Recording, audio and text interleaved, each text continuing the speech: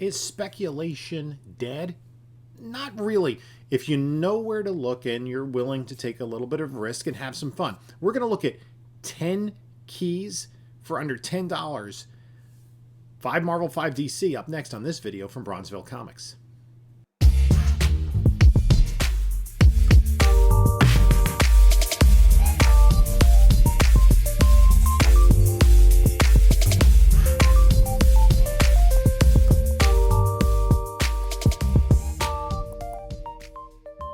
Hey there, comic book community. This is Jim from Bronzeville Comics coming to you with another video. And before we get started, we in November hit our 3,000 subscribers, so we're doing our 3,000 subscriber giveaway. If you're watching this the day this video is released, on Tuesday, December 6th at 10 p.m. Eastern tonight, Tuesday, December 6th, we're going to be having our 3,000 subscriber giveaway. In order to enter the giveaway, you got to, I'm going to pick the one video that I dropped during November that has the fewest number of comments, not including my 2,500 subscriber giveaway. And there are going to be 5 prize packages. In order to be eligible, you have to be a subscriber to the channel, you have to like the video, and leave a comment. And we will select the video that has the fewest comments on it when we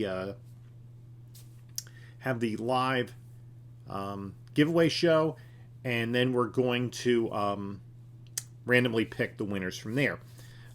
Also, in addition to that, follow us on other forms of social media.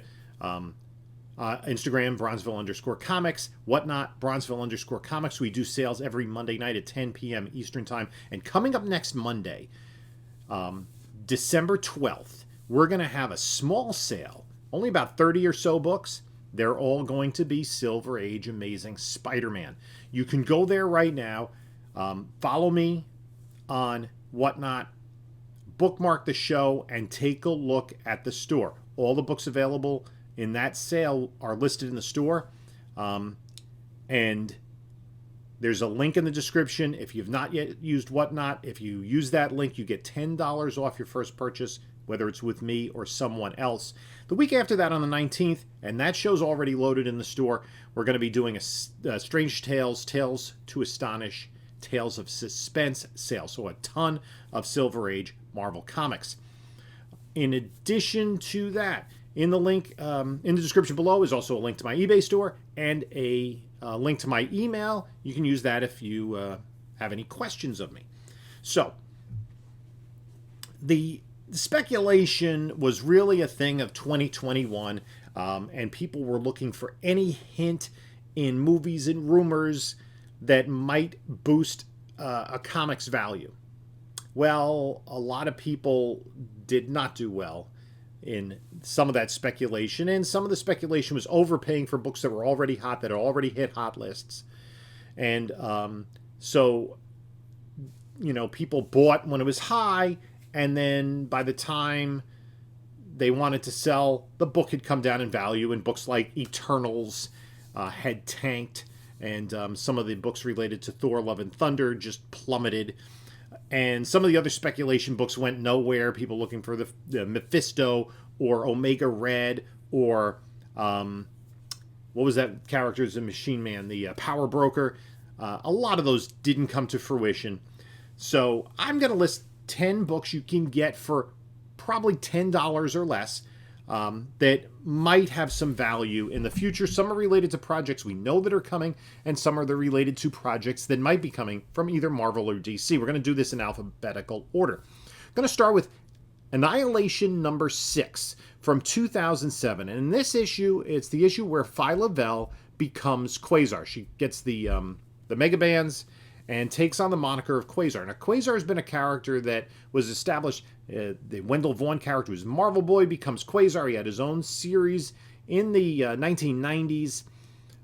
You can get the Incredible Hulk issue where he becomes Quasar is probably the priciest of the modern keys, as opposed to the Marvel Boy keys from the astonishing run in the 1950s. But Phyla Vell is a character who made her first cameo appearance in Captain Marvel 16 in 2007 and a full appearance an issue later in Captain Marvel 17. She is a cloned child of Marvel, the original Captain Marvel, and she's also romantically linked to Moondragon, who is Drax's daughter in the comic books. Moondragon's first appearance is pretty expensive because it's Iron Man 54, so it's a very early Bronze Age book. And Moondragon has been part of the Avengers, so we might have some more hints as Guardians of the Galaxy 3 comes close. There have been some rumors that we could see Phyla Bell there.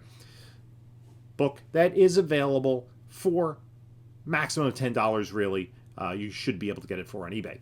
Next on my list is Blue Beetle #1, the 2006 edition. Now, this is the first ongoing series for Jaime Reyes, the Blue Beetle who's going to be depicted in the movie, and we just saw DC Warner Discovery dropped a preview poster with the logo for the movie. It's coming out, I believe it's August 23rd of 2023. So those who had concerns that that movie, along with Batgirl, was going to be canceled, it doesn't look like that's going to be the case. It looks like we're going to see this movie in theaters. It's boosted the prices of his first two appearances. His first appearance of Jaime Reyes is in Infinite Crisis 3, where he is not in costume. And he just picks up the scarab that later gives him the Blue Beetle powers. He becomes the full character in Infinite Crisis 5. And there are two covers to that. There's a George Perez cover, which is Superman fighting the original Superman. And then there's a Jim Lee cover, which features Blue Beetle, and that is the more sought-after cover. Shortly thereafter, he got his own series. This is the first issue. You can get it on the cheap. And there's also a second print and a third print to look out for. We know how first appearance, the second appearance, and then the first solo. So this is the first solo for Jaime Reyes, and it's a cheap book. You could possibly find these books also in dollar bins. I would not spend more than $10 on any of these books. I probably wouldn't spend more than $5. Up next, we're going back to kind of late Bronze Age, and that's Captain America 282, where Jack Monroe becomes Nomad. This was a book. Jack Monroe made his first appearance in Captain America 154, which is a Bronze Age book where he becomes another Bucky Barnes, and he had all sorts of incarnations over the years. Eventually became the character known as Nomad, which was a moniker that Steve Rogers picked up when he wasn't Captain America early on in the run.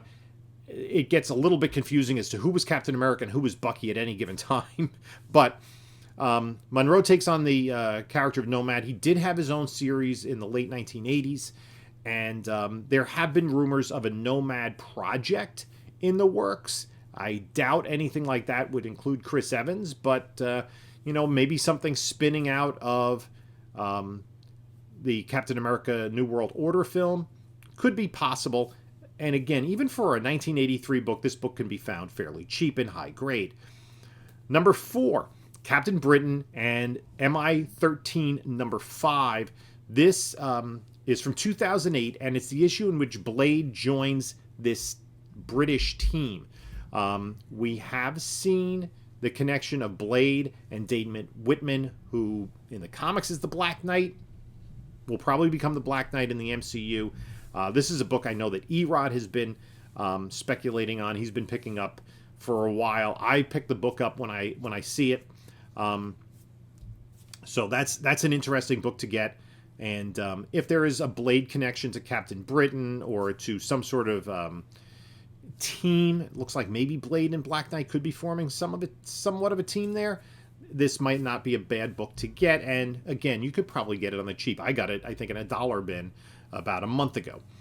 Number 5 on my list is Dr. Midnight #1 from 1995. And this is the first appearance of the third incarnation of Dr. Midnight, Peter Cross, who looks like the original Dr. Midnight in his costume.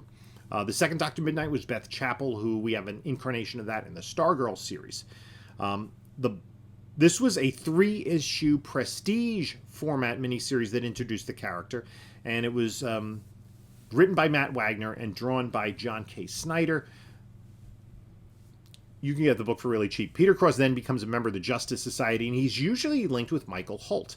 Michael Holt's first appearance in Spectre 54, which was kind of a low print run book, has always had a fairly high value and recently spiked when James Gunn, I believe it was, tweeted a picture of the Michael Holt version of Mr. Terrific. And that character's been a little more in the consciousness because he was on the Arrow TV show. But Dr. Midnight, we haven't seen him. I don't believe that DC is necessarily going to carry the characters over from Stargirl, which is done after season 3 here. And we know that we probably will see more Justice Society in the future. Peter Cross is a character who has a connection to one of the original JSA members and is also an interesting character in his own right, and one that's been used in the JSA properties for the last 20 plus years. Number 6 on the list, Gamora #1, which is the first solo series with Gamora.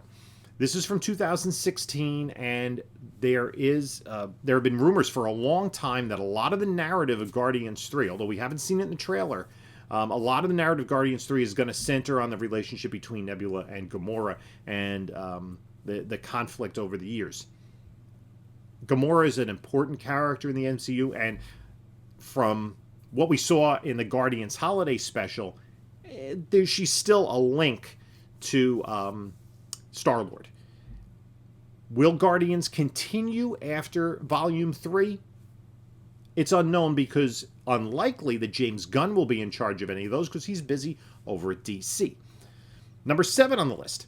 This is a character that we saw recently a post-credit scene, and this is his first solo title. It was a 4-issue miniseries from 1982, and that is Hercules #1. Of course, Hercules was in Journey into Mystery Annual #1, made a ton of appearances in the Silver Age, was a member of the Avengers for a long time, and in 1982 he finally got his first solo series. There is a Marvel premiere issue that came out a little bit earlier. It is a little pricier, but this book is a good book to pick up because, again, you follow that first solo series. We are very likely to see more Hercules in the future, and it's possible that all his books will get a little bit of a boost. And I picked this book up on the cheap recently, even since we saw him on screen. Number 8 on the list. This is related to a recent James Gunn tweet, and that is Kingdom Come #1, the miniseries from 1996. Like Dr. Midnight, it was a prestige format series. This was 4 issues by Mark Waid and Alex Ross, and it told the story of kind of a dystopian DC future where, there were new evolutions of the characters. It could be told as a one-off Elseworld series, but everybody is very kind of linked into what James Gunn is saying because, who knows? He hasn't yet laid his cards out on the table of what he's going to do, but everybody's trying to get into his mind to see what he might be interested in terms of DC properties. And people are thinking that he's going to go towards more kind of ridiculous characters, similar to what he did with Guardians of the Galaxy, with characters like Groot and Rocket, and even what we saw in Suicide Squad and Peacemaker with characters like the Weasel and Judo Master, and even Mentions, which kind of got people going, of characters like Matter Eater Lad, Dollman, and Batmite. And Kingdom Come, by the way, is one of the all-time great miniseries, and it's a great read, even if you just get it for that. You can get it probably for well under $10, and probably get the 4 issues maybe for $20 in the right place. Number 9 on the list is Nightwing #1 from 1995. It's a 4-issue miniseries, and it is the first solo series of Dick Grayson. This form in Nightwing. He never had a Robin solo series, although he did have solo stories in the Golden Age and Star Spangled Comics. Fun note, Robin had more Golden Age appearances than Batman did, because starting with Detective Comics 38, he was in every issue with Batman thereon, and also in World's Finest and all the other Batman-related titles. But when he appeared in a run of Star Spangled Comics in the late 40s, most of the time Batman wasn't around. So Robin ended up with more appearances than Batman in the Golden Age. But this is the first ongoing series, and Nightwing is really one of the hot properties that we've seen in DC. We do see him in the Titans, but I think he's largely unexplored. It's one of the more critically acclaimed books now being published by DC, and I think in time we could see some form of Nightwing, maybe in the Matt Reeves, Robert Pattinson universe. Remember, will everything in DC be connected like it is in Marvel? Maybe not. And, maybe some fans don't want that. Okay, number 10 on the list is another DC key. It is 0 Hour Crisis in Time #1 from 1994. And this was one of the annual big company crossover events that DC did, starting with Crisis on Infinite Earths. And it always did something to kind of make big changes, introduce new characters, introduce new titles. And 0 Hour, unfortunately, was the end of a few members of the original Justice Society of America, but it brought on a new character, and that is Jack Knight, who is the son of Ted Knight, the original Starman. And he would soon get his own ongoing series, Starman, written by James Robinson. Now, interestingly, James Robinson has been working pretty closely with Jeff Johns and has written a number of episodes of the Stargirl TV series. He does have experience in screenwriting, both on the big screen and the small screen, including, maybe unfortunately, writing the screenplay for the League of Extraordinary Gentlemen. Will James Robinson be brought in to be creative somewhere in the DCU? I'm not sure, but if he is, especially working with Jeff Johns, I think that this is a character that's possible because it is an updated version of a Golden Age character, and he is kind of related to what's going on in the Stargirl TV series, but I don't think they're going to have time to fully explore that. It could be something where he becomes kind of the character that they use in the future. Again, that's total speculation on my part, and not necessarily anything we see rumored. But these are books, again, I would not pay more than $10 for them. I probably wouldn't pay more than $5 for any of these books. But they're books that if I come across in a $1 bin or a $3 bin, I'm going to grab, because I think they are nice minor keys, and you can set them aside. If anything comes of them and they do boost in value, then maybe it's time to jump on them and see what happens. But and the other thing too is most of these are pretty good reads. They're pretty interesting titles. So there you have it. 10 books to take a look at. Again, I'm not telling you how to spend your money. You do your own homework. Are these books that you would be interested in? You let me know. Let me know what you think of these 10 books in the comments, and let me know in the comments below if there's anything else that you would be looking at right now. In the meantime, you can take a look at a couple of my recent videos here. And until next time, this is Jim saying, enjoy your comics.